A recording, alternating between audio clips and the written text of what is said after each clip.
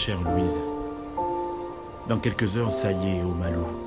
Tous les gars autour de moi nourrissent les plus beaux espoirs. Le lieutenant a refusé de prendre sa permission pour être des nôtres. Cette fois, ce sera la dernière offensive. Si tu voyais le nombre de canons dont nous disposons, tu vas être épaté. Les Boches n'ont qu'à bien se tenir. Demain, nous aurons enfoncé leur ligne.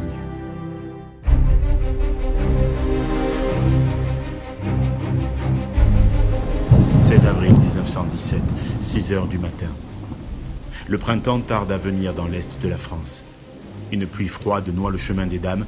Il va bientôt neiger sur tout le département de l'Aisne. Pourtant, tous les poilus qui montent à l'assaut ce jour-là en sont sûrs. Cette fois, ce sera la fin de la guerre. L'offensive décidée par le nouveau commandant en chef, le général Nivelle, doit tout emporter sur son passage. Depuis 5 jours, chaque minute, 503 obus ont été tirés sur les lignes allemandes. Plus d'1 million de poilus ont été rassemblés sur un front d'une trentaine de kilomètres. Il y a là 17 corps d'armée, regroupant 56 divisions, dont 4 d'infanterie coloniale et 4 divisions de cavalerie. L'armée française va enfin pouvoir accomplir l'objectif qu'elle s'efforce d'atteindre depuis qu'elle a dû s'enterrer dans les tranchées à l'automne 1914. Percer les défenses allemandes. Le haut commandement a déployé les grands moyens. Les escadrilles d'avions sont nombreuses et les premiers chars français vont rentrer dans la danse. La victoire semble assurée.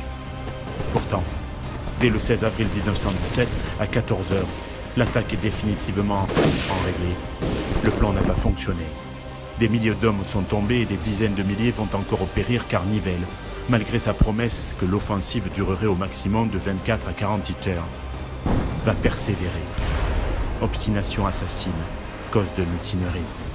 Que s'est-il passé au chemin des dames ce 16 avril 1917 et les jours qui suivirent?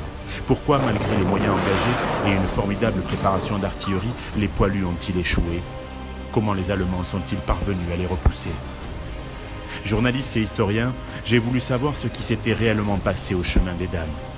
J'ai recueilli des témoignages.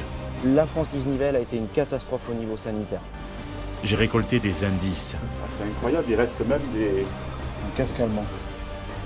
Des passionnés d'histoire vivante ont recréé pour moi les conditions des combats. Sur les lieux mêmes de l'affrontement, j'ai décrypté l'une des offensives les plus malheureuses de la Grande Guerre. La déception des poilus sera à la hauteur de l'espérance que cette grande attaque avait suscitée.